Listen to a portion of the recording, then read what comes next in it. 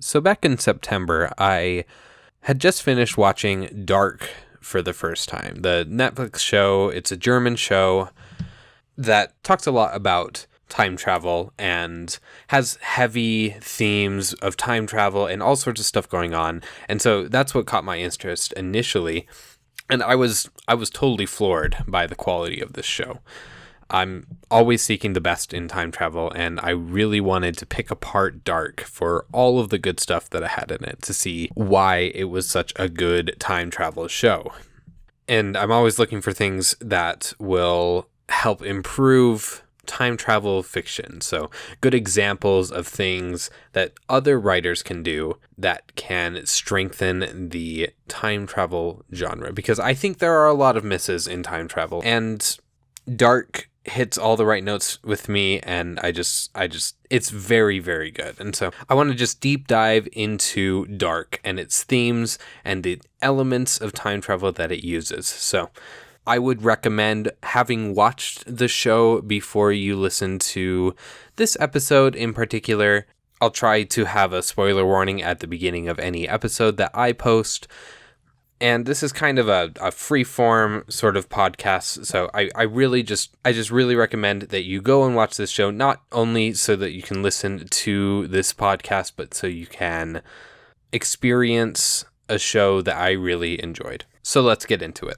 Let's set the scene for Dark. Dark is set in the town of Winden, a fictional town in Germany, and takes place among 3 separate realities centered around Winden. The creation of 2 of these 3 realities, so there's only 1 origin reality and 2 stemming realities that were created from the origin reality.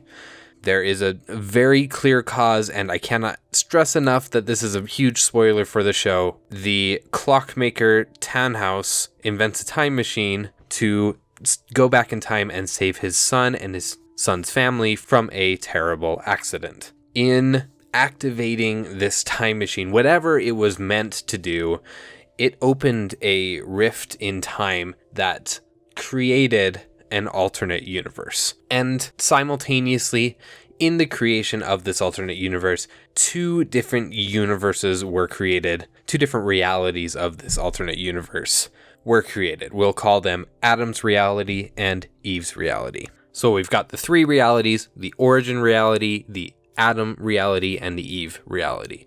And in the end, Tannhaus is successful, and the story of Dark is loosely about how these realities that were created come together to save his family and, in the end, prevent the creation of the time machine.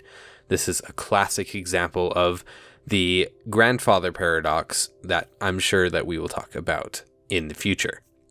Adam's reality and Eve's reality feature nearly identical worlds.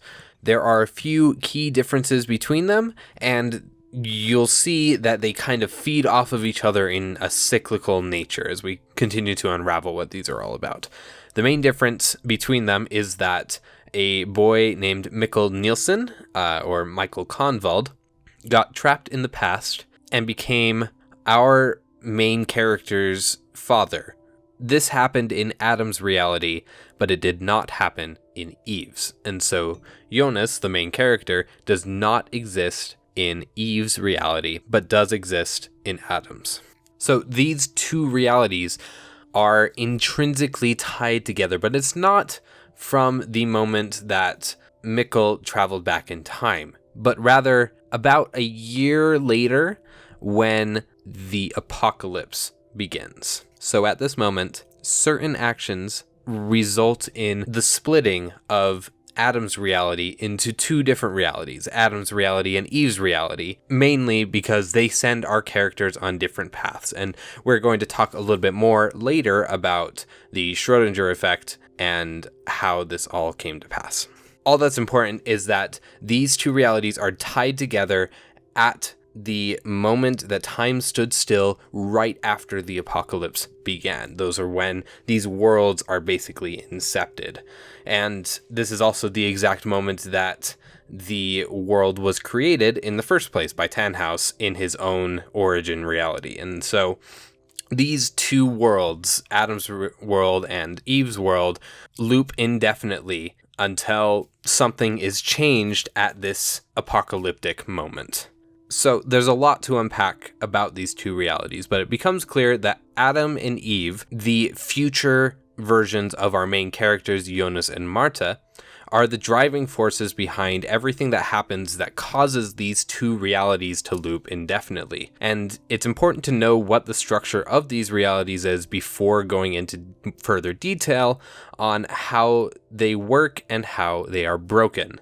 We'll go over the loops later, but first we have a question on how long they have been looping before it's broken. And the answer, of course, is impossible to know, and it could have been theoretically any number of times before the crack in the loop was discovered. So let's go back to the beginning and see where the logical conclusion takes us. Except the beginning doesn't really make much sense if there wasn't anything before it. And for that reason, I feel like it's necessary to prove that the entirety of the universes must have existed from the moment that they were created. So let's take the end of the world as the beginning of both realities. These two realities exist because Alt Martha, the Martha from Eve's reality, in the moment before the apocalypse, either chooses to rescue Jonas or does not rescue Jonas. If she does rescue him, Eve's reality begins, and if she doesn't, Adam's does. But how does she exist at that time to make that decision? Everything leading her to that moment had to have happened for her to have the motive to do either of those actions. She would not have traveled to that moment if she wasn't sent there first, and she wouldn't have been sent there if Magnus and Franziska didn't exist to do it. And they don't exist to do it if Adam doesn't return them to the past, and so on. Thus, we can conclude that no matter what the beginning of these two realities is, even though we have a pretty clear starting point being that apocalyptic moment, there must necessarily have been a universe existing before that in order to perpetuate the loops. And everything that happens in the loops is deterministic. And that's something that is a heavy theme in Dark, is that all of these things were predestined to happen. So to break the loops, someone must have found a way to break that determinism and create another reality where they're no longer looping. They can make different decisions, they're free from determinism, and they can stop the loops from happening ever again. So we have this fourth reality, which is created by the hands of a character named Claudia, and it only exists for a short time. Basically, from the moment that Adam saves Jonas from the apocalypse to the actual destruction of everything. The realities do break because Jonas and Alt Martha were sent to the origin reality, then sent back in time using Tannhaus's time machine to fulfill its purpose and make Tannhaus's stun stay.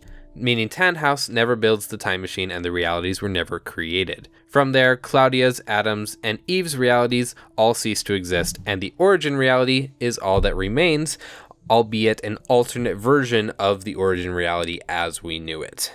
This is kind of the rough structure of the universe of Dark. We have 4 realities in total, 2 of them being deterministic, the Adam reality and the Eve reality, and cyclical, so they loop in on each other forever.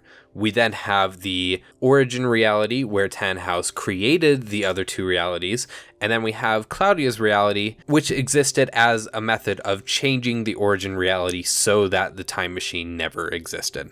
I plan to talk about more Dark in the next episode, so tune in for that, and I hope you enjoyed.